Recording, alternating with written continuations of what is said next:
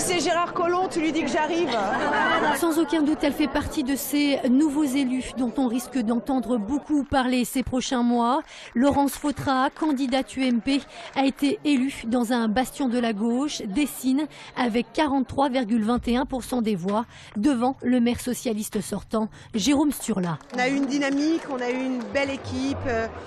Peut-être aussi un peu la politique nationale qui a fait. Et puis c'est vrai qu'il y avait des enjeux quand même sur Dessines avec le grand stade. Autre ville de gauche qui bascule, Rieux. À tout juste 30 ans, Alexandre Vincendet a profité d'une forte division au sein de l'équipe sortante.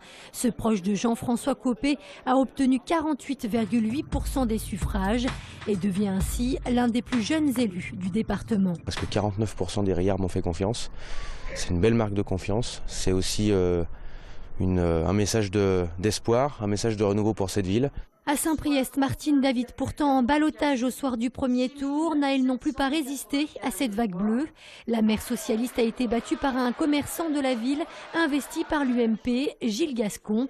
Il obtient 46,07% des suffrages. Ce soir, c'est une victoire historique. C'est la victoire des Saint-Prions. Enfin, Saint-Fond, quant à elle, rebascule elle aussi. Christiane de Montes n'aura donc pas convaincu les symphoniards.